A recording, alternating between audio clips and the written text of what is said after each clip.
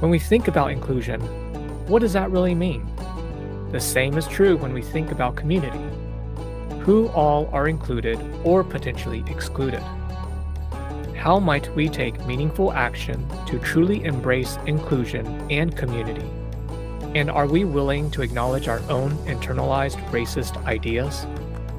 Listen to my thought-provoking conversation with Dr. Abdulrehman as he discusses his personal and professional journey in leading and building inclusion as part of his work.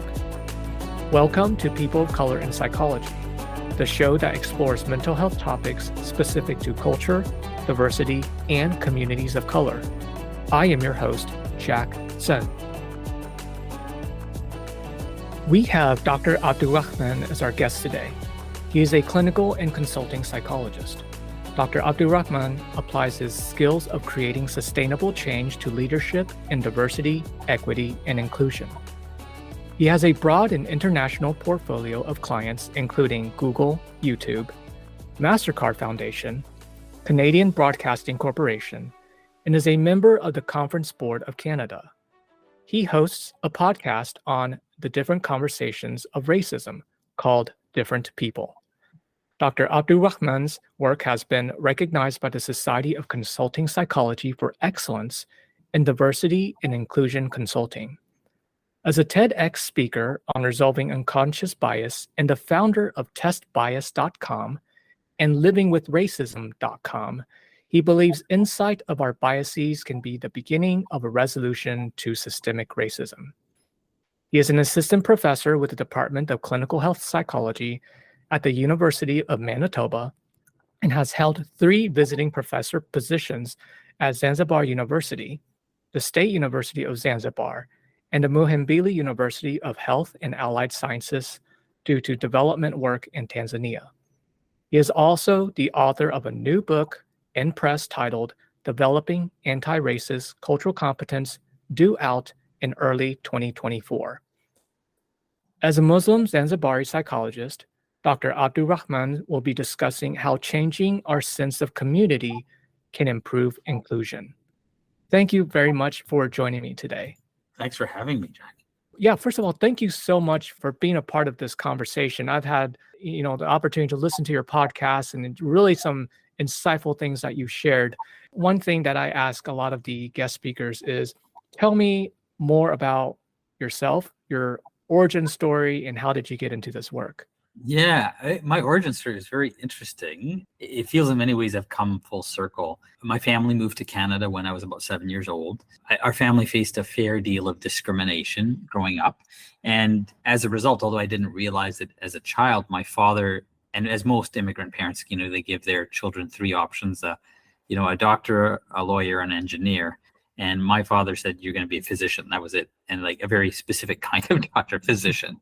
And it didn't make sense to me growing up, but given that he faced so much discrimination in the work world, as a leader himself in the work world and business, he felt he didn't want his children to go through the same thing, having to struggle with employment. He didn't want them to face racism. And I remember him having challenges, him coming home, leading the management as a leader in many organizations, retail businesses. And he would hire a lot of immigrants and people of color, and him being told in the 80s, 90s, that don't hire more people of color, like you should be hiring more white people.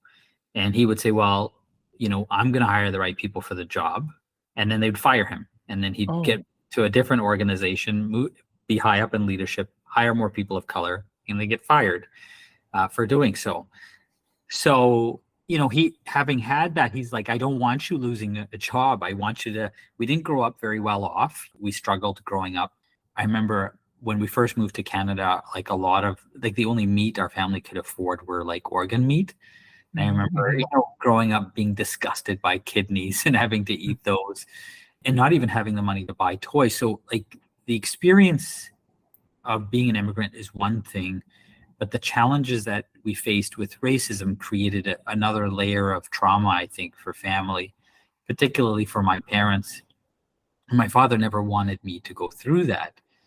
And so for him, having his children going into being a physician or in health particularly, was critically important because it meant, he said, people always need a doctor. They always, in his mind, doctor meant physician. People always need a doctor, and then you'll never lose a job, thinking that even in higher education and in health, there wouldn't be that level of discrimination. And so when I went into psychology, so I was in high school at the time, and there's not very many psychologists of my background, but there was one. He was a Muslim psychologist. He was Egyptian. And I remember we were at a wedding, and I was just in the tail end of high school. And for me, I wanted to go into a field that told me why people did things. And so initially I thought that medicine would really provide that answer of why. And what I realized over time, that it wasn't why, it was how people did things. And that psychology was really providing the answers of why people did certain things. So anyhow, the psychologist said, you should go into psychology, he said. And he goes, we have a job waiting for you in the department. And now I took that quite literally, thinking, with that pressure of needing a job and wanting to survive, having gone through, I was like, okay. And I love psychology, so I went into it. Sure enough, I ended up working in the department. I was given a job in the department, which is a rare position. And this is the department in Canada or Egypt? Yeah, or? The Department of Clinical Health Psychology. Well, actually, where I'm still an assistant professor. I still teach. So I went through that, but I didn't tell my father right away, because it would have bothered him. And I remember it was third year university. I was still living with my parents, and I got very proudly a Department of Psychology mug and putting it at the very back end of the shelf, so that when my father woke up for morning breakfast, he wouldn't open the cabinet and see that psychology mug because he was not happy about it initially. And I know I've worked with a lot of young people of color and people who come from immigrant families, and that's a common worry, right? When you go through the challenges that you do, you don't want your children to go through that. It took my father a while for him to articulate that. He goes, I just don't want you to go through what I went through, which is why I wanted you to go into medicine. And it took me a long time, and I was persistent and stubborn, and I stayed in the field that I wanted to stay in. He's very proud, obviously. There was no judgment about the profession. He was just worried about the future. Now, I went into clinical psych, interestingly enough, wanting to help people, wanted to work with kids, and I have a lot of experience with childhood trauma. But I ended up with anxiety disorders and trauma and a lot of cross-cultural work. But as time went on, I began to get frustrated that it was like, why am I why is it always falling on me as the person of color to do this work? Like, why shouldn't this be like other people's work too? I have since grown from that, and I believe that there's something to be said for lived experience, but it bothered me that it just fell on my shoulders. So I used to push away that work. Even though it was work that I was qualified to do, it was bothering me. But when my son was not even 3 years old, I remember him buckling into his car seat, and he said to me, Papa, I don't want to be Muslim anymore. And it really struck me, because at that age, I don't think he even knows what that means. And when I asked him why he didn't want to be a Muslim, he said it's because Paw Patrol, which is a cartoon he watches, doesn't celebrate Christmas anymore. So it was really striking to me that it wasn't even just about, I started this thing about wanting to figure out why people did things, and it really struck me that it wasn't just overt racism, that caused him to have that internalized racism or Islamophobia, but it was the absence of inclusion, right? It was the indirect racism of a lack of inclusion. And it really struck me. And then it was like, okay, I really felt like I needed to do something about this. Like, I was trained and I work with cross-cultural psychology. I'm a clinician. I provide this very practical means of creating change. I was like, no, I need to really take my work in this direction. So I am a clinician. I run a clinic. But I was like, I really need to do that. So now I'm back in this line of work, ironically, helping businesses not do to their employees what was happening to my father. So whereas my father didn't want me to go into a profession where he didn't want me to go into psychology, and now I'm back in a profession because he didn't want me to face what he went through, and now I'm helping businesses prevent that happening to their employees. So in some ways, it feels very odd. It wasn't planned, but I've weirdly, perhaps poetically, come back Yeah. position that would have prevented my father from going From through going what, through that. Yeah. you Yeah. know. In Yeah. many ways, it is that experience of coming full circle and the experiences, the lack of economic opportunities. And for your father to have gone through that. And I think he's a leader in many ways by promoting and advocating for people of color, Yeah. hiring them on board, Yes. and then to get fired by that is very, very disheartening. Yeah. And to be told explicitly you need to hire more white folks, as opposed to you just need to hire more people who are qualified. Yeah. Yeah. And I remember first time hearing you talk about the situation with your son through your podcast, and I didn't realize that he was only 3 years old when that happened. That's Yeah. He such a young age. wasn't even 3. And I talk about it in the TED Talk as well too, because it was such a critical moment for me. And it's funny, after I gave that TED Talk, how many people of color came up to me and said, I felt that way. Like I wanted to be white. There were Hmm. times in my life that I wanted to be white. There are times I still want to be white, and sometimes for many reasons, for the ease of things, for acceptability, for culture, for beauty, or perceived beauty, so to speak. Hmm. And it was striking to me how many people had that thought, and how many of us are walking around with this internalized racism. And to me, racism is very much, and I mentioned this in the book, racism is no longer the burning cross on our lawns, it's the burning cross in our minds. We've taken to policing ourselves. Any successful brainwashing strategy gets people to believe something that you want, and then you don't have to police them as vigorously as you would have, as violently, because they're policing themselves. And so when we think about racism, we have to think about it in a modern day perspective as a psychological concept that changes the way people think and feel about not only people who are different from themselves, but also about themselves. And I've had that thought growing Yeah, up, yeah, right? yeah, Because like the perceived beauty, the ease, um, these folks have access to things. I think it also speaks to the in-group, out-group experience to be absolutely. accepted, Yeah, right? yeah, Which dovetails into one of your primary message here is how changing our sense of community can improve inclusion. Can you share with me your perspective on that? yeah, absolutely. So, what's interesting is that a lot of people of color generally see themselves as a part of a larger, broader community in North America or in most Western worlds.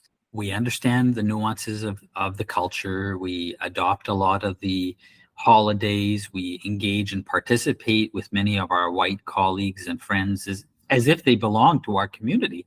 We have an intersecting sense of identity. We may have our own personal cultural or religious community, but we also see many people who are not from that community as a part of our community.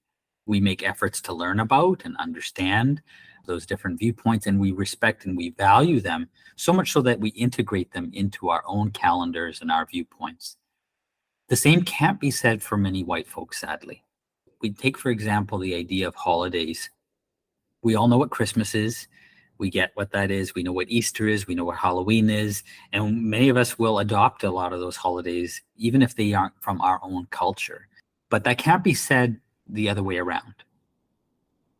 And so many white folks, I would argue, just by logic sense, don't really, they might say verbally that they would see us as a part of their community, but there's no action-based event that would demonstrate that they've really included us and our worldview as a part of their community worldview as well too. And so it's difficult to work on racism when we're perpetually seen as outsiders. Now, I developed this bias outside the box tool. And interestingly enough, what shows up in there is that people tend to persistently see people of color as foreigners. Mm. So what we see is logically happening. We know we can confirm that now with a large body of data, that shows that people of color are persistently seen as foreigners. Now, that also applies to a lot of Indigenous people, where if you speak with Indigenous people, they'll say even though they are the indigenous people of this land, they're treated like they are foreigners. And that, what is seen as the commonplace Canadian or American way of living is not indigenous, not our first peoples. It is a Eurocentric white culture. Now, may I ask this, either the data or from your experience, does this apply from a European person, or is it also, for instance, a person of color also assessing another person of color as being outside? Yeah, and so the data shows actually that bias exists across the board, that it is highly more prevalent in white people. Ironically, we tend to see far more biases in white women than we do in white men. And that might come from, us telling white men for the longest time that they've got to address those issues. So maybe there's some growth there. But we see far more biases in white women than we do in white men, in some cases. But people of color hold those biases too, perhaps less so. But we are likely to see other people of color as foreign. And that speaks to that internalized racism, And so when that's the case, what we see as local, what we see as what I refer to in my book as the white standard, is whiteness. And that's white supremacy at its best, that we've all agreed upon without really talking about it, that what we see as normal, what we see as more beautiful, what we see as more productive, what we see as local, and even based on research, what we see as the ideal leader is white. And so we can't really resolve racism, bias, xenophobia, all of those things if we don't belong in the same community. That belonging of being in the same community has to go both ways. It cannot go one way.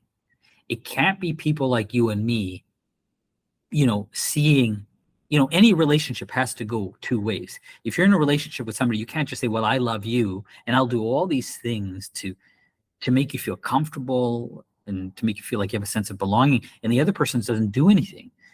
That's imbalanced, and I would say in some cases an abusive relationship, where one person in that relationship is taking advantage of the other person, always seeing themselves as more important, prioritizing their own needs as more important, and assuming that that's what the other person thinks too. Well, these relationships go beyond just couples and families and friends. They apply societally as well too. And it is a one-way relationship. So in order for us to be able to work to resolve racism, we do need to shift what it means to be in a same community. Like, it can't be lip service. It has to be based on some action.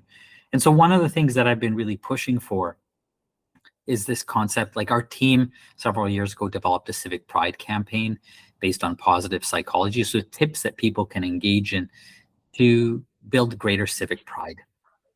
One of those tips was celebrate everything. And that we need to move, including shifting our cultural and holiday calendar, to make sure that we're including holidays that include the holidays of all Canadians, of all Americans, into our holiday. That, and people are like, well, you can take the day off. No. That's not equity. I'm not looking for a handout. And it's not about me just having the day off. It's about everybody else knowing that this is also a Canadian or American holiday. Yeah, that this holiday is available for everyone. Yes. It's not, yeah. Because it is American or Canadian holiday. Because those people are Canadian and American, right? Those people are North American. They belong here. So in the same way that Christmas is not just a European holiday, or Easter is not just a European holiday, it is a Canadian one. So we can't just go by the prevailing one group of people and their culture and their worldview over others. And the moment we do that, I think we engage in very active but quiet racism. Yeah. So I think one concrete example that I like what you're alluding to here is thinking about just even the way we celebrate holidays, because when we think about celebration, there's an appreciation. It goes beyond just giving you a day off. There's actual involvement, investment in the day, and learning more about the day. And really making it our own. So whether you're white, black, brown, you see it as, oh, this is all part of the holiday that we have. Yes, Yeah. absolutely. And then we can choose to incorporate elements of those holidays, or just simply be respectful and understand and help other people who do celebrate those holidays celebrate citywide, organization wide. When people who don't belong to those communities or those sub communities get those days off, think about the value and appreciation they would have for those people to have that day off. Yeah. I appreciate having a day off on Christmas. I don't celebrate Christmas, but Mhm. gosh darn it, I appreciate the day off. Yes, And I thank goodness agree. for Christmas, because, we all get to shut down for a while. Mhm. I like that. I take advantage of the sales. Thank goodness for that. Yes, I take advantage of that. I think it goes to say that you create a holiday though for Yeah. people to celebrate. Now, uh, I think more practically speaking from a clinical perspective. So Yes. people who are, psychologists, mental health professionals who are working with clients and want to instill and embrace this idea of basically creating a sense of community to actually improve inclusion. Because I think the piece that you are adding is the community piece, like bringing people on board and making them feel more as a community. If I were working individually with a client, how might I carry on these ideas or principles that you have? Well, I think when we're in a community, we decenter one person, right? And right now we've centered whiteness. And there's an unspoken kind of truth that we believe that everything needs to be white centered. How we engage with people, our understanding of time, our understanding of what we expect, even social development, where people live, what we expect in terms of relationship roles, and how engaged people are with their family of origin. Everything is based, even psychologically speaking, right? I mean, the term enmeshed is used often to describe many families of color, assuming that that's an unhealthy thing because it's based on a white standard. I think the work needs to be to decenter whiteness. Mm, I think that's really the work that needs to happen clinically, both for white practitioners and practitioners of color, because we don't recognize that we have internalized that centering whiteness and that white supremacy in our own minds as well too. So there needs to be that work done for clinicians where they are being thoughtful about what white supremacy means and how much of that they've internalized. And it needs to be as much about the clinician learning as much as it's about the client in this case. mhm, mhm, I think we do this as educated health professionals. We do this on a regular basis for people we see belonging from the same community. So, for example, well, it's easy for white practitioners to stop and slow down and understand women's issues if they're not a woman, because they belong to the same community. I'm not saying that we're perfect on addressing women's rights, but I think we've done a little bit better. If we're addressing issues tied to sexuality or people from the queer community, we make an effort. We understand. In fact, I mean, we look everywhere and we're using pronouns, which is good, and we should have been doing that a long time ago. But we haven't moved as fast when it comes to people of color and issues of inclusion. In fact, we're still kind of, really suffering. Any person of color will tell you that they keep quiet about the challenges that they face with racism. It is, in fact, the biggest secret in North America, I would say. And I would say, why is that? And I think it's because I don't think we're still included as a part of that community. mm, There still is a centering of the needs of white people. And so when white people belong to marginalized groups, when we talk about white women and we talk about women's rights, and we talk about white people in the queer community, the moment that white people are involved in a marginalized community, we move very fast to work, or faster, to mhm. address issues of equity. We don't seem to do that for people of color. And I think that's where we have to really review. So we can do that. My point is that we can do that. We stop and we slow down and we understand, and we have a sense of comfort because we have a sense of relatability when people are like us. I think working with people we perceive to be different from us is challenging. I think the concept of the fear of being called a racist, the fear of coming across as racist, can really hinder people's abilities, their natural abilities to slow down, to be empathic, to be vulnerable and humble, to decenter themselves. And I think that anxiety can sometimes cause people to accidentally put their foot in their mouth. And that ultimately ruins trust. Yeah. It is also very unfortunate that when people are thinking about racism, it's like, back in the day, it's overt, you know, as opposed to more the subtle racism or racist ideas and Yeah. practices that are happening. And rather than seeing it as we grew up in a very Eurocentric, white dominant society. So, therefore, a lot of the ideas that I've internalized and embedded do hold some racist ideas.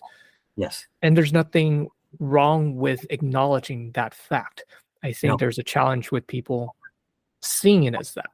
Yes. And they identify it as, oh no, I am racist, as opposed to, and I think this speaks to sort of the perspective. I grew up in a society with these ideas and I've Yeah. learned these ideas, but it doesn't make me racist. It's these ideas. Yes. We can Yeah, engage in racist behavior without intentionally meaning to be racist. correct. That we can engage in behaviors that we've accidentally picked up. And it's really about being mindful about what's happening and learning. I think once you see it, it's really hard to unsee. And we also recognize it's not really as subtle as we think it is. It's just simply internalized.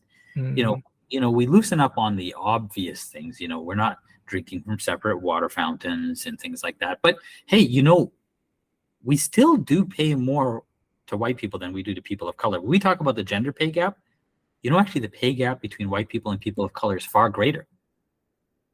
And that's not subtle. That's pretty damn obvious. Mhm. Even in terms of hiring policies, we know that people of color who anglicize their names are up to 40% more likely to have a job interview. I mean, that's not subtle. These are very profound things. The only thing is that we've simply accepted them as a standard into our culture, assuming that a healthy thing to do is to quote unquote acculturate. And really, that never really happens. All we're doing is code switching at the end of the day. Mhm. Mhm. We turn on and turn off to make white people comfortable.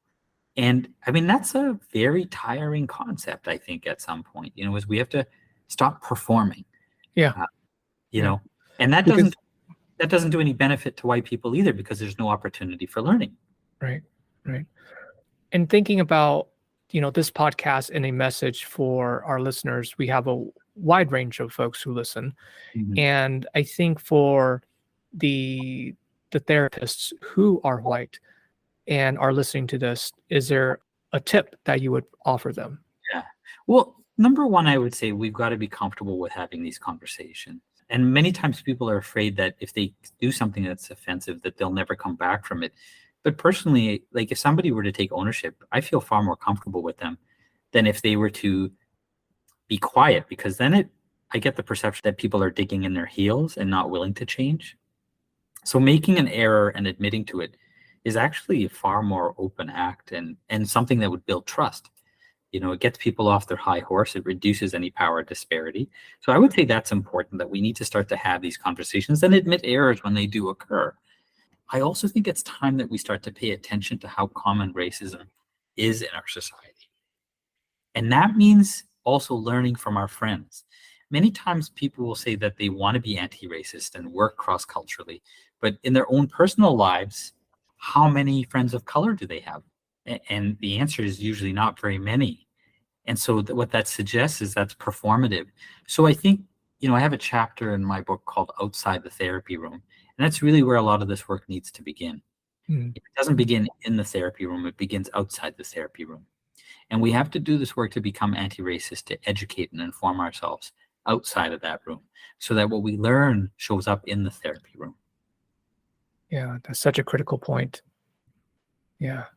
I'm also glad that you are creating some comfort in the discomfort by saying it's okay to acknowledge a mistake. And actually, a personal experience, I had a colleague who hired a consultant who is Asian, and Mhm. that colleague saw me and called me by the other Asian person's name, Oh boy, yeah. right? And then later on, the colleagues apologized profusely and even created some space to process how could I have handled that. And I thought that was such an enriching experience, and I felt closer to my white colleague Yeah. when they did that. Yeah. So I do really want to echo this message for our white colleagues who are listening. It's okay to make mistakes. It is. And we do that in other areas. Yeah. We accept errors in other areas, but when it comes to this, it's very hard for people to accept the error because the fear of being called racist has very significant consequences. And this is the Mm-hmm. truth. But one of the recommendations I make to organizations is to come up with a policy statement that allows the ability for people to make mistakes and learn. Where we have to have very serious kind of consequences is where people are refusing to make that effort. Where they are refusing to admit those issues, because that suggests, rigidity in mindset. And I think ultimately cultural competence is about a fluidity in mindset, to be able to see a different perspective. And we know, as you and I know as psychologists, that is one of the most healthy things that an individual can have, is a fluid mindset, to be able to take other perspectives. Yeah. Well, I really appreciate a lot of the messages that you are delivering here. And so one thing that I ask a lot of my guest speakers, and you've alluded to some of this, as a person of color, can you share with me one of the challenges that you went through and overcame that you would like to share with us? One of the hardest things that I've had to face is to recognize the racism in the professional world. Not just, like, I think amongst psychologists, amongst other professionals. It's a very bizarre experience, and I'm not sure that I've overcome this. I think it's a process of ongoing strife for me. That in one part of my life, I work very hard and I'm respected for the work that I'm doing when it comes to anti-racism, unconscious bias, and cultural competence. And then on the other hand, I lose my privilege the moment I step out of that zone. And it's a very conflicted experience, where on one hand, people will respect and value the work that you do. And then on the other hand, you're treated like garbage, that you're not believed, that people treat you poorly. And I'd be lying to tell you that I haven't had personal experiences where who I was ethnically, religiously, racially haven't impacted negative judgments about me. What hurts me the most, that impacts my son. Mm. It's like living two lives. And that's a very challenging piece, to live your life amidst the hot and the cold. And it creates some pessimism. I mean, sometimes, because it's the same people within organizations that I'm there to educate are the same people who I'm facing the discrimination with. So it's very, very striking sometimes when you have that double-edged experience. And I'm not sure that I've overcome that. And I speak to it in my book when I talk about a model of ethnic and cultural identity development, that I think that, we talked about people wanting to be white, and that comes with our ethnic identity development, really push ourselves down and work really hard to become who we are and to be accepted for who we are. But then we get, knocked off the pedestal in some way, so to speak, the pedestal of privilege that most people have because they're white. We don't have. Once I leave my office, I'm just the average brown guy. I'm just a typical Muslim. And then all of the stereotypes apply. And that is incredibly hurtful and painful. And people will often praise me for, how calmly I can address this professionally. Oh, you do things so calmly. And I'm like, well, you haven't seen me in my personal life. And there are times when you're not having to educate people where, what do you do with that hurt? Mm-hmm. How do you deal with that? And in those cases, sadly, especially being somebody who's Muslim, like the concept of an angry Muslim man applies. And so, ironically, the more you advocate for yourself, the more you fit the stereotype. And there's no way out of it. So your options are to fit the stereotype and be incredibly discriminated against, or submit to the discrimination. There's no option in between. Mm-hmm. And it's only when I live my life as this alternate version of myself, Mm-hmm. doctoral level psychologist who's worked with these big companies. It's only when I put on that, I'm seen with that typecast below on the screen with my name on it, that, we'll pay attention to him. And it really, to me, speaks to the ability to translate that knowledge. And it's why I've done a lot of this work, because to me, this is about knowledge translation. And we're really failing when it comes to that. I think we, as a society, have done so much when it comes to understanding health, well-being, and science, but how do we translate that? Yeah. Yeah. You know, we've translated science really well so the average person can have access to a phone. Think Mhm. about the level of technology, but when it comes to health and well-being, have we done that? Yeah. And The implementation piece. is Yeah. very poor. Mm-hmm. Yeah, and that's one of the biggest challenges that I struggled with, not struggled, but struggle with, and I'm afraid that I will constantly struggle with that. Yeah. Yeah. Well, first of all, thanks for sharing that struggle, because you are caught in this hard place. You're stuck. If you're in this role doing anti-racist work, doing research, you can breathe. I'm acknowledged. You Yeah, know, uh, they know my work. But once I move outside of that, I'm going to, I don't know, to Target or something. Things yeah, change. Yeah, right. I'm different. People look Yeah, at me and navigate around my space a little differently. These subtle nuances. I'm different. yeah. Yeah, yeah, But, yeah. but it's also that in very serious cases where we live with other professionals. Oh, You know, yeah, it is not yeah. our simple daily lives. It is the things that impact very serious issues in our lives that involve other professionals who carry these biases as well too, Mm, that ultimately engage in very racist behavior because they have a very poor understanding of their own biases. mm, You know, mm, mm. Yeah, and the professionals have more power and influence. they do Yeah, absolutely. They're leaders, and that's why yep, we work with leadership, right? right. Leaders have to do that work, and so that's why I do this work. Yeah. Well, Dr. Abdulrehman, thank you very much for uh, this, sitting here with me and having this conversation.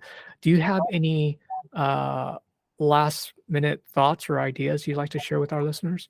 No, I'm just really kind of humbled by the work that you do, and I just want to state that that you offer, like I think you offer people of color, psychologists of color, this platform to talk about their work and their experience, and to have that exclusive platform, so to speak. I think is an act of affirmative action and allyship on its own that I think we need more of. So, thank you for the work that you do. Thank you for saying that. Definitely one of the main reasons why I want to continue doing this. Yeah, All right. And I will list your contact information on the show notes. thank Okay. you. Is there anything else? Nope, that's about it for now. All right. Well, Dr. Abdulrahman, thank you very much for being here today. Thank you for having me. I hope you liked this episode. Please subscribe and share. We love to hear from you, so send me a message on LinkedIn or email. The People of Color in Psychology is brought to you by the Multicultural Counseling Institute, and I'm your host, Jack Tsen.